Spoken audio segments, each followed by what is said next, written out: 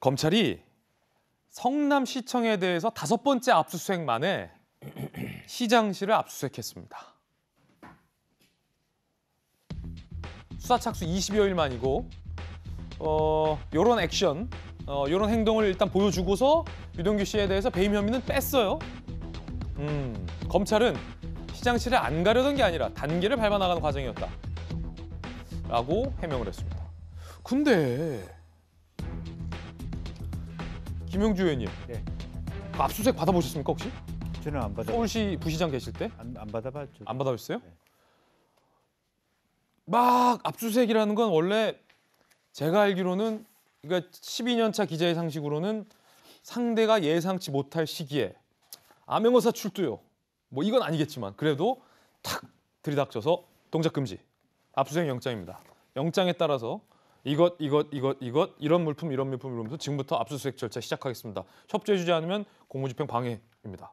해서 어떻게 촥 하는 게 압수수색으로 알았는데 네. 5번을 성남시청을 압수수색해요. 첫 번째 성남시장실 안 해요. 두 번째 안 해요. 세 번째 안 해요. 네 번째 안 해요. 5번째 하는데 만약에 그러지는 않았겠지만 우리 성남시 공무원들이 성남시장실에 만약에 중요한 자료가 있었다. 근데 앞에 1차, 2차, 3차, 4차 압수수색하는 과정 보면서 쓱 그럴 수도 있는 거잖아요. 네. 만에 하나. 예. 그 압수수색의 의미와 좀 다르지 않습니까? 다르죠. 저거는 뭐 정기 점검이죠. 정기 점검하러 네, 왔습니다. 이번 주 정기 압수수색 점검하러 일정을 왔습니다. 알려드리겠습니다. 내일은 예. 시장실, 모레는 뭐 총무실. 뭐 아니, 이렇게. 이게 무슨 압수수색? 말이 안 되는 거죠. 예. 말한 대로. 그리고 이제 이 사건의 문제는 뭐냐 하면 단계별로 간다는 게 아니라 이 사건의 핵심이 뭐냐. 예. 결과적으로 도시개발공사하고 시장실이겠지 않습니까? 시장 혹은 시장 비서가 어떤 공모를 했는가를 밝히려고 하는 것이 예. 압수수색의 목적인데 그렇죠. 사실 그것 빼고 주변부를 다 살펴가면서 다음에 갈 거니까 준비해라. 예. 이게 압수가 아니죠. 약간 대비하는 것 시간을 줄 수도 있잖아요. 만에 그러니까 하나, 그런 하나. 면에서 오히려 이것은 이와 같은 압수수색이라고 하는 것은 많은 어떤 공분을 사기에 만드는. 예. 결과적으로는 그런 식의 압수수색을 했기 때문에 압수수색을 하고도 결과물이 안 남는. 결과적으로 이미 다 피할 거 다 피해라. 던질 핸드폰 다 던져라.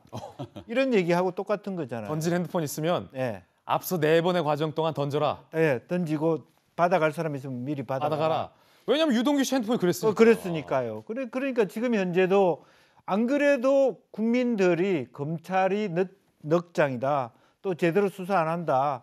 이렇게 그 의혹의 눈을 뜨고 있는데 이럴 때일수록 정광석화처럼 그렇지 예. 않다는 걸 한번 보여줄 과정이 필요한 예. 거예요. 그런데 이와 같이 핵심이 국민이 봐도 다 아는 내용들을 다 빼고 주변부만 핥고 지나가는 그런 압수수색이라고 하는 건 사실 오히려 더 어떤 결과가 나오든 간에 국민들이 이 검찰의 수사 결과를 믿지 못하는 마음만 더 키우는 그런 부분이기 때문에 지금이라도 오늘 또 방송 나가면 또 내일 또 시장실 가서 하나 더 하고 이게 무슨 압수수색입니까? 이건 압수수색 아니다. 네. 김영주 의원이 의견 주셨고 이에 대해서 검찰은 시장실을 안 가려던 게 아니라 절차와 단계를 차곡차곡 밟아나가는 과정이었다라고 해명을 하고 있습니다. 그런데 윤석열 캠프 김병민 대변인, 네. 우리 국민들은 그 장면을 기억해요. 감사원이 원전 의혹과 관련해서 산자부를 감사하는 과정에서 산자부 공무원들이 신내림이라도 받은 듯 막 파일 이름을 바꾸고 증거를 은멸하려던 과정들을 우리는 기억하잖아요. 예.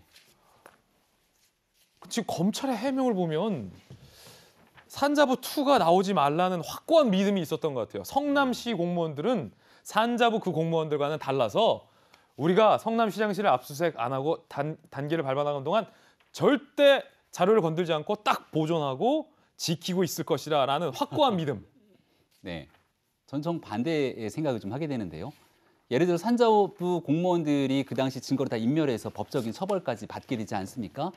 그래서 이런 내용들이 있으면 안 되는 거지만 그럼 그들은 왜 당시 이 내용들이 불법인 걸 알면서도 그토록 나가서 위험천만한 일들을 하게 됐을까에 저는 주목을 하게 됩니다. 근데 결국 그 사실을 밝혀냈던 건 검찰이 수사 의지가 있었기 때문에 밝힌 거지 살아있는 권력, 대통령의 통칭이라고 그 탈원전 문제를 언급하고 있습니다만 불법과 위법에 대해서 진실을 밝혀나가는 과정들 그러한 시도를 하려고 했던 의지가 있었기 때문에 세상에 밝혀진 거거든요. 역으로 거꾸로 생각해 보면 야 이거는 대통령과 관련된 문제이기 때문에 이렇게 삭제해도 과연 이 문제를 밝힐 수 있겠어라고 하는 생각들을 그들이 갖지 않았을까 전 이런 고민들을 하게 되는데요. 산자부 건은 그랬고 예, 그렇다는 그러니까 생각이고 이 건에 대해서도 마찬가지로 예. 이재명 지사와 연관이 돼 있는 건인데 여기에 대해서 검찰이 그동안 수사를 했던 기존의 상황들을 지켜보면 이재명 지사에게 전혀 불리한 방식의 수사가 진행이 안 되는 것 아닙니까? 그럼 성남시에 있는 특히 시장실에 있는 공무원들이 과연 이 문제를 두고 정말 있는 그대로 증거를 보존하게 될 것인지 국민들이 보는 의구심과 의혹들은 더 커질 수밖에 없는 것 아니겠습니까? 과연 어떤 일들이 일어났는지에 대해서는 철저한 수사를 통해서 밝혀내야 될 텐데 이미 검찰의 수사에 대한 신뢰도는 땅에 떨어질 대로 떨어진 상황이라 이대로면 어떤 검찰의 수사 결과가 나오든지 간에 국민들이 납득하기 어렵게 될 수밖에 없거든요. 이쯤 되면 지금 검찰 스스로가 수사에 대한 의지가 없음을 국민께 천명하고 있는 상황으로 볼 수 있는데 특검을 신속하게 도입하는 일에 대한 고민들이 진지하게 검토될 필요가 있다고 생각합니다. 저는 다들 이제 검찰에 대해서 한마디 하시니까 저는 그래도 검찰이 대한민국 최고의 수준의 검찰이 다른 생각이 있었을 거라고요. 예컨대 다른 공무원들 압수수색 통해서 이미 다 증거를 확보해 놓고 시장실에 이게 있는데 이거를 없애나 안 없애나를 보기 위해서 다 기다리고 있다가 뒤늦게 압수수색하지 않았을까. 법사위에서도 이게 논란이 됐습니다. 들어보시죠.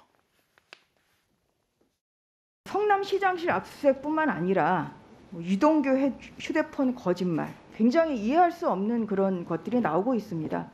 남욱 씨는 이제 석방을 해서 재조사를 하고 있고요. 김만배 씨 영장은 기각됐습니다. 대장동 수사에 대한 법무부 장관의 판단을 한번 여쭤보겠습니다. 만약에 관여하는 사실이 있으면 지금이라도 중단해 주시기 바랍니다. 지금 의원님이 구체적으로 수사의 방법과 수단을 저에게 지적하는 것 자체가 제가 이 자리에서 거기에 대한 답변을 하게 되면 장관님, 저는 수사 지휘가 됩니다. 장관님 잠시만요. 근데 의원님께서 그렇게 유도를 하셔놓고 여기 화내는 자리가 네? 아니니까요. 관여를 안 하고 계시면 되는 겁니다. 관여 안 하고 있습니다.